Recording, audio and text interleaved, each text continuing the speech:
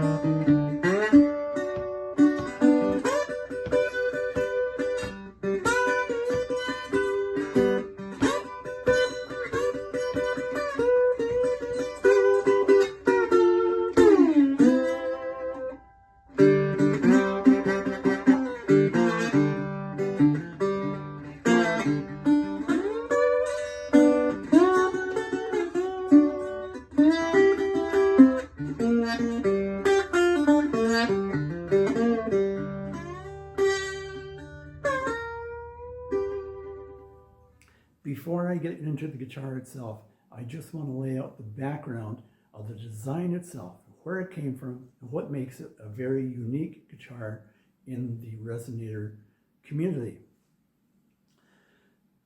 Anybody who's followed Craven Tenor Guitars know that I spend a lot of time doing research and development before I even go to a prototype stage. I focus on the characteristics of a particular type of guitar I'm designing, meaning the types of woods that were used,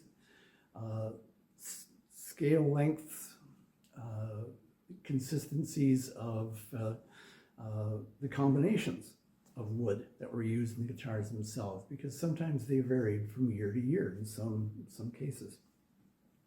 Okay, enough of that.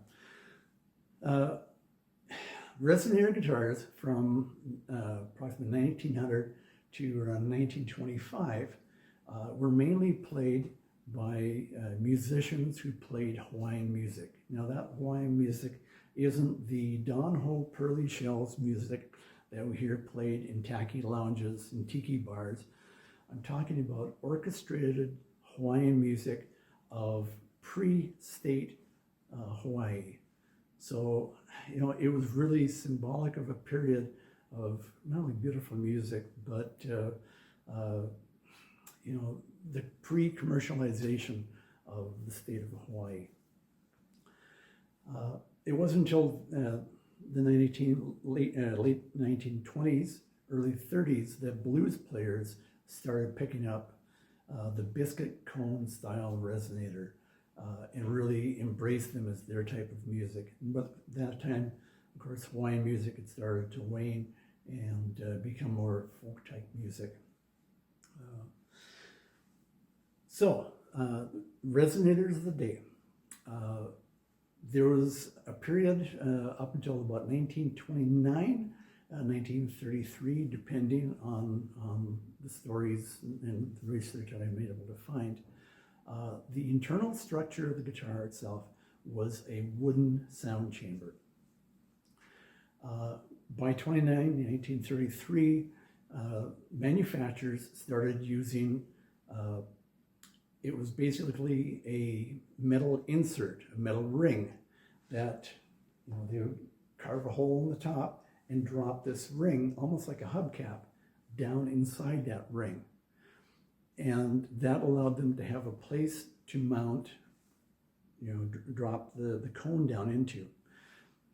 It was way less expensive than crafting a wooden sound hole. The plus was it made the guitars less expensive to create and allowed them to mass produce those guitars and make them readily available in the marketplace. The drawback is it changed the tone. Instead of having a warm and loud voice, it became more brassy and metallic, because now the cone itself is sitting in a metal ring. I wanted to go back to that original sound that's a little bit warmer, yet still boisterous and resonate. The other thing that I looked at was the shapes of the guitars of the period, and of course what's available today. And when we look at it, there's some pretty standard size shapes. In particular, there's the brass body, there is the parlor shape, which is a little smaller guitar. It's usually made in wood and it's made in brass. The triolian size, which is either a single cone or a triple cone, and of course the teardrop shape as well. What I wanted to do is to look at the guitar itself in a different fashion. You know, one of the most popular tenor guitars is the O-body shaped flat top guitar. And one of the things that make them so popular is not only the fact they were played in the 1950s by the Kingston Trio, but their size. They're incredibly comfortable to play. They're incredibly loud for their size. And generally, they're just a very pleasing guitar to play. So, you know, I wanted to look at that, and also the fact that their scaling as well. Their neck length is much shorter. It is a 23-inch scale, making it very comfortable to play. You're not reaching far beyond like you are on a 6-string in order to create your chords and play the guitar itself. A 23-inch scale is much more comfortable to play. So taking those items into consideration, I started to develop La Belle Larenne. We hit an obstacle, and that was, how do you place the wooden sound chamber in the guitar when it's being crafted with precision? It takes a jig, and I'm not going to show the jig because it is proprietary, and we had to design it and develop it during the process of creating the Belle Larenne. What it does is it allows us to position that sound chamber perfectly within the guitar itself while it's being crafted. It's not crafted by machine, it's all crafted by hand, as always with all Craven tenor guitars. So let's have a look at the Belle Larenne. You know, first of all, woods. The Belle Larenne is a solid mahogany front, sides, and back. So it is a robust sounding instrument. Up top, you'll see that we have the Stradivari holes. You can see a true tailpiece that is for a tenor guitar. It's not a 6-string tailpiece. Those are custom manufactured for Craven tenor guitars. Our volume and tone controls knobs are from a 1930s Zephyr radio. They're phenolic, they're not plastic. They are a quality instrument device that you would have found on the 1950s Zephyr radio. Trying to keep up with the needs of today, the Abalone that you see on the neck itself and in the headstock comes from an ethically sourced abalone farm.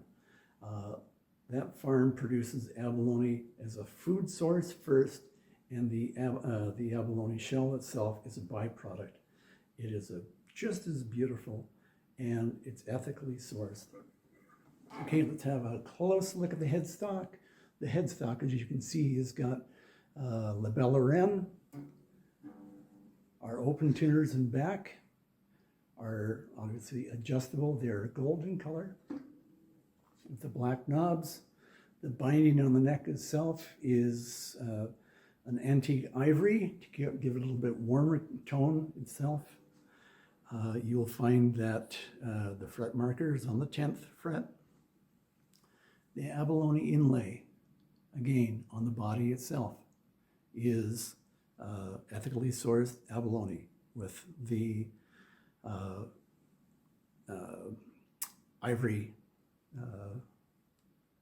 binding on the sides. Again, we'll look at that tail piece. That tail piece itself is an exact reproduction of the dobro style tailpiece of the time, but it has been reshaped to be appropriate for a tenor guitar rather than a 6-string. And in doing so, it keeps with the 1930s look, and yet is appropriate for a tenor. Your scale itself is a true 23-inch scale, not 25 and a half. It is a true 23-inch scale. So this is a true tenor resonator guitar. Sounds of the internals as well. As I say, this is a true Delta Blues biscuit cone rather than a spider cone. The spider cone you'll find used from the 1950s and up to today has found its place in country music. It has a different sound completely than what you get with a biscuit resonator. The biscuit cone resonator is what you find in true Delta Blues type music. So really what you have is a true gentleman's resonator guitar. And I have been asked why it is as ornate as what it is for a resonator, because you think resonator guitars being the rough and tumble look, they're often not very pretty. They are what they are. But let's go back again to that period. Let's go back to the 1900s. We're going back to the days of Art Deco. We're looking at great big orchestras rather than just a single player or a player with a bass player and a drummer playing. You had things were a lot, we'll say, prettier back then. So that is again what I wanted to emphasize with La Belle Larenne.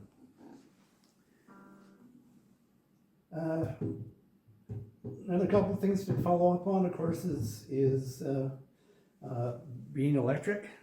It has got the Telecaster style pickup, so it really becomes very loud when you plug it in. You can control the volume, you can control the tone. The Belle Larenne comes in a shock-proof case rather than a hard shell case to protect your investment. That's really what makes the La Belle Larenne a unique and beautiful instrument. And I can't wait to be able to hand this over to Michael August to be able to play for you. And those of you who do not know Michael August, and I don't think there's many in the music industry, in the tenor guitar world, that don't know who he is. But Michael is an incredible human being who shares his passion for music with anybody who wants to learn, who wants to expand their practical experience, who wants to gain confidence. He is a passionate person who's motivated to share his love with the music community. And it's hard to find people who are that giving today.